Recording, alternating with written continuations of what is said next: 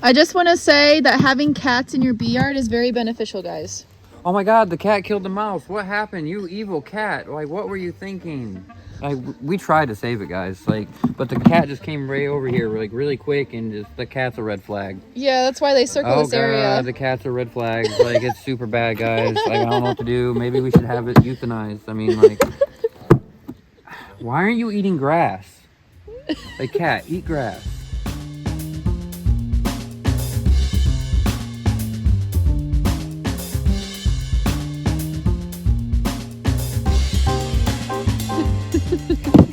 By the way, she had more kittens.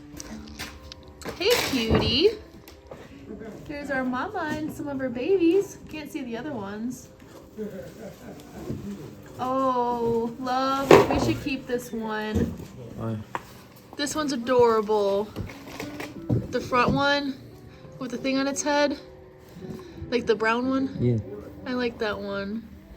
She's purring. She's like, she knows who feeds her good stuff. Yeah, we always do. So there's 3. Oh, there's one with orange too. Only if we can name it Red Flag. So she's had 2 sets of kittens this year. Alright, let me see what hive's here. This one was cracked too, so that might be why that bee's left. It was like this. We must have accidentally left it off on accident, or maybe it got bumped. No, that one I think was gone for a while. Okay. Or the mouse moved in and they moved out. We'll have to move this off when we move hives back inside. This will be one of them. What about this little hive right here? Oh, is there even anything in this? All right, guys. Because this was the one... Wait, did I leave bees in here? Yes. Because, okay, when that whole fiasco happened, when there was a swarm on the side of that hive over there, and there was a queen inside the hive, I was trying to figure out where to put them. I think I might have moved that queen in here. Let's find out what happened. I mean, they're over there on 2 frames, but... They probably don't have much food. Oh, yeah, they're light. We'll sugar them. See what happens. And like I said, before you guys are all worried about us losing our colonies, understand, like, that's not what we're doing here. That's not what this is about. Ooh. At least they're nice and clustered up. There's the queen. Maybe they're starving her because she's small. Well, they lose weight about this time of year. Because they have to get down to And she won't be laying eggs this time of year usually either. I don't see any eggs. But they also don't have much food in here. That looks like that they probably these are probably all new bees. But they look nice. Yeah. I bet you if we try, we can get this hive through the winter. Yeah. I bet you. If we just feed them. And then put them in between some other hives so they help share heat. Nope. There's going to be a few things that happen tomorrow. Oh. I'm going to show you guys a really cool part of the defender hives.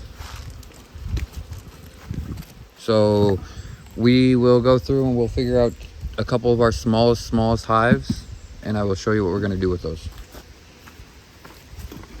And then I'm going to kick on the 3D printer, and yeah. Oh, I'm intrigued. Ooh, look, that one's attacking a small hive beetle. Well, it was. Kill it. Oh. Oh well. Oopsie. Wait. Killing small hive beetles is probably a red flag too, huh? Dang it, yeah. Yeah, it might be. Don't worry, guys. We love your guys' comments. Oh, they're all up in the top box. This one's a medium-sized colony. It's a little light. Number 8. I never have any good luck with this hive. I don't know why. 8 was my lucky number, but clearly 8 is not my lucky number. What if there's like cracks or something in it? This hive is actually a cutout queen. Remember we did that first cutout? They left. Check the bottom box. Yeah, they left. They're swarmy. They didn't like us. Okay. What about...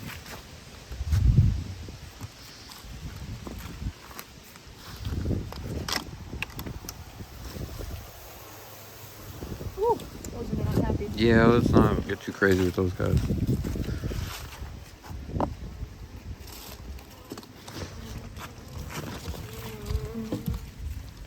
I think that one was already empty though. Cool. All right, so these in the back corner. Oh, did you want me to look through? Yeah, let's look through our genetic line. Okay. And this one's actually at the house, so I had to fill an APMA with them. Let's put the bottom. Ooh, see guys, just because you don't see them on the top board doesn't mean there's not bees in there. Yeah, I can hear them, and now they're coming out the bottom. They're like, hey. Here, let's just split the bottoms on these. Okay, that's fine. So that way they don't.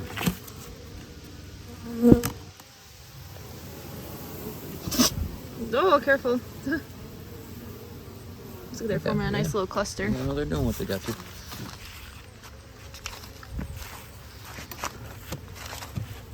That might be a. Might have to take.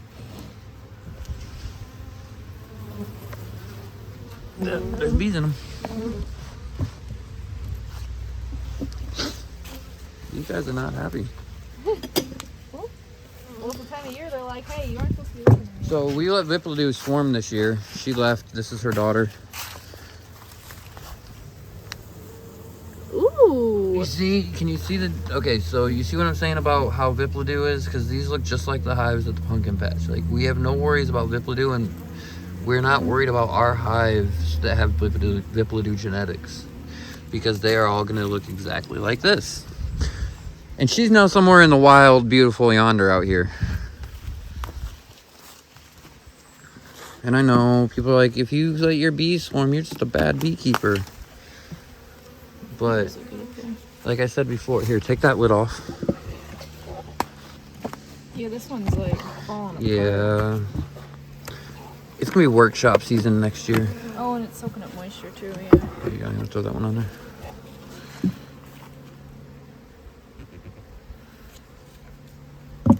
Yeah, our goal next year is to see what we can do without buying any extra equipment. We have a ton in the garage that we didn't even get to this year. Oh, and early into the next year, starting soon, I'm going to start building a massive amount of two-frame equipment. Okay. Because yeah, that I was have actually a really nice thing to have last year. I have so much. I've been collecting so much wood to build two frames with, and it's all sourced ethically. Oh, they're not equalizing. Those are pretty good. Yeah. These were not doing so hot before either, so they're building back up. Was that the queen we gave them, or what? Which one was that? This is the one that. This one. Or was that the one that made came their back? Own queen. This is the one that we gave them a queen, and then we came back to give them the queen, but then they already had a queen. That's what this one is. This one was one that they just made themselves, and they were just kind of struggling. But this one also was the one that had a brood disease that I was talking about, and they weren't looking really good. Remember when I was like, oh my gosh, I don't know what to do, and then I was like, well, I'll just like wait a little bit and then come back and like do something about it. Then I came back and realized they didn't even have a brood disease anymore. So my theory was that their first round of brood after the new queen came back was all killed by mites. Because all the mites then flood the cells, eat up all of the larvae, so all the larvae then dies. So I'm thinking that's what happened to this one, but they're looking pretty good now, and they're down there flying, so. Yeah, that's way better than they were before.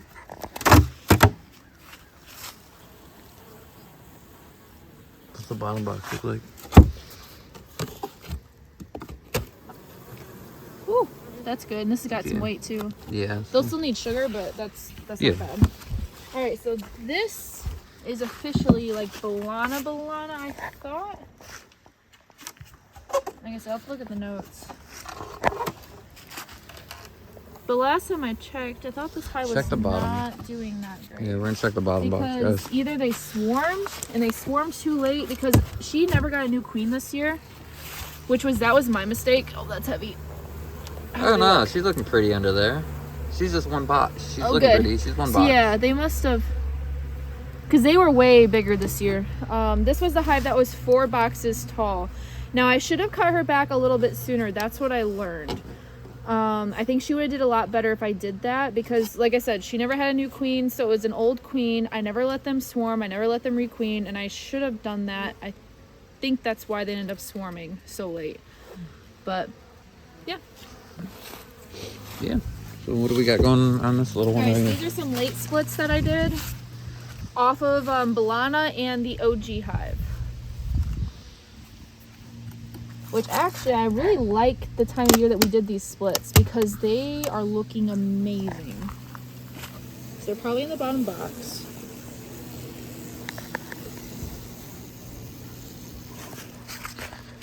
They seem to have been timed perfectly so that they hit the flow just in time. Yeah, they got this propolized on thick. Uh-oh. Woohoo! They're pretty. Told you. And then the bottom box, that's good. They're all ready for Look at winter them time. they riled up. Yeah. They're in there.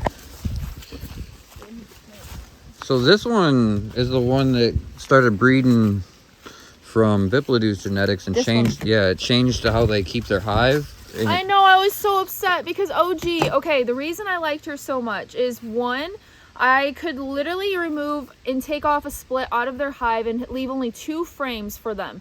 And literally 4 weeks later, I'd come back and the whole entire hive would be built up again with fresh comb because I'd usually always give them like foundation to draw. And then also the way they stored their honey is they would make a perfect arc. Now that's what you generally want to see, but usually you have to kind of like manage your bees and move things around just so that they make that nice, beautiful arc of honey and not like, a lot of bees like they'll make brood here and then they'll make brood here and then they'll put like honey out like this. But she made it in that arc, which was absolutely beautiful and made everything so easy. Like you didn't even have to have a queen excluder on because they already did it for themselves. And they also have a really pretty color in the comb that they build. It always is more yellow. But yeah, they pack on honey so fast, it blows my mind. And I took 2 splits off of this hive this year too, and they're still looking amazing. pop that bottom box when you get a chance. We'll see what's going on down there. Okay, if I can lift it. There's really that much honey in there. I might need to go from the other side just because of the way it's tilted. I don't want it to accidentally fall off. That'd be a disaster. Okay, this freaking clicker. Thank you. Oh my god. I don't know if I can lift it.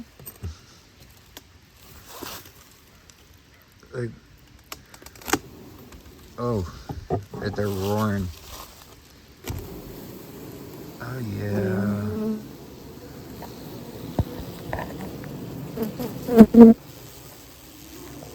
Put it down.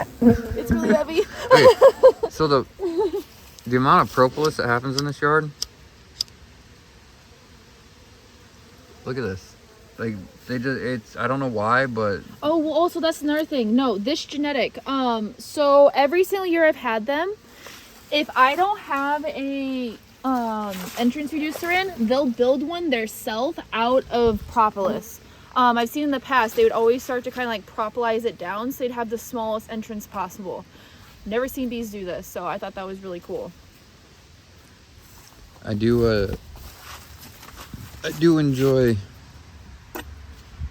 yellow jacket. Sorry. Yeah. You're good. I don't like how this lid is on. Ooh, lots of honey. Oh, they got stores. Oh, that sounds good. Oh, they're looking pretty. Good. They're just not up there yet, which is good. You want them to be in that bottom box this time of year because that means they have enough honey stores.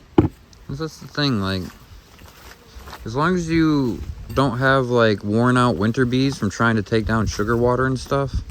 Yeah, I learned that last year. They do really good, but you gotta understand, you start feeding them sugar water and the winter bees that aren't normally used to foraging, it's not their job to forage, it's the summer bees' job to forage. Winter bees are for winter, summer bees are for summer. So if you start making the winter bees forage, or not forage, but like forage the honey, we're gonna call it forage. Break it down and turn it into honey.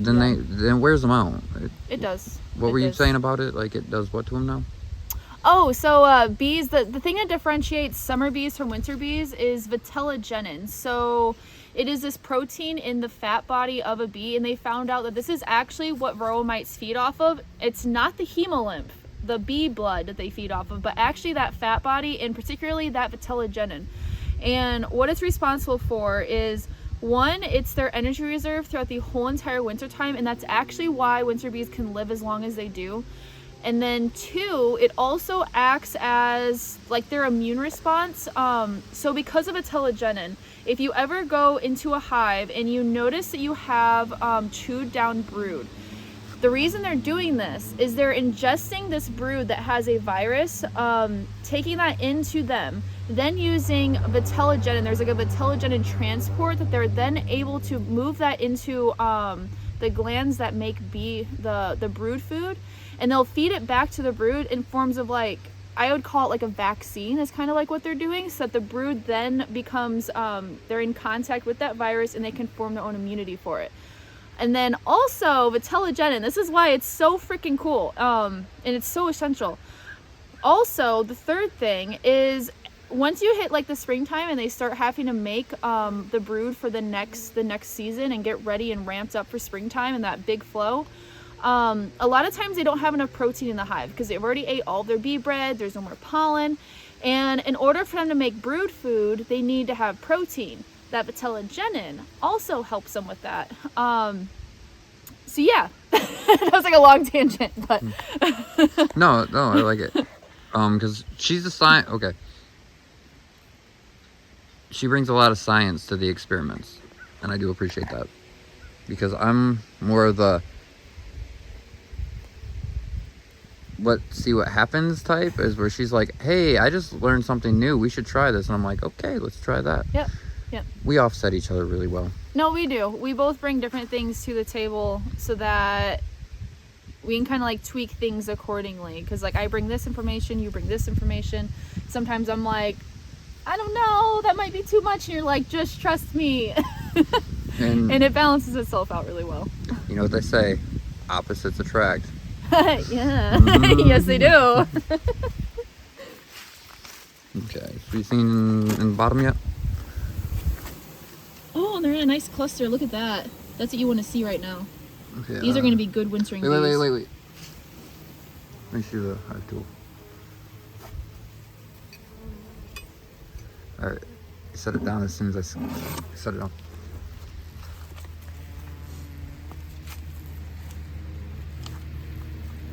See, this is what they're looking like at this time this year. Like they are stuck together. Yeah, that's what you want, because they're clustering right now. See, they're trying to stay stuck together. Here, they're cold. No, I know. I'm just showing them what the bees are looking like. Yeah, but that's why they're moving so slow. See, we try not to squish as many bees as possible, but you can't stop it always. Go back in there. There you are.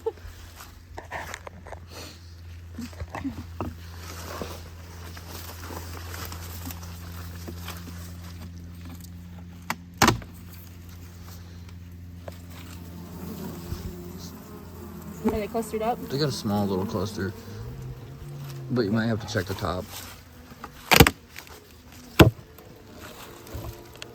Oh. Well, we might have resources for next year. Okay. No panic attacks around here, guys. No, not at all. We always have a plan. I don't want to do this because it's propolized down all nice. I'll do the second box. Yeah.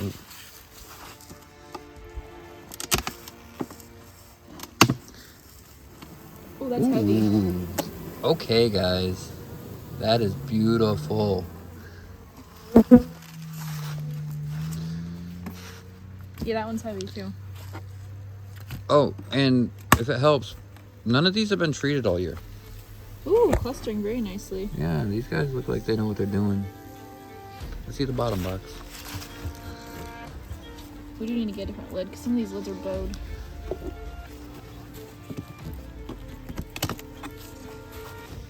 Well, tomorrow's gonna be nice. I'm gonna pop out the saws. Okay. Oh, whoa.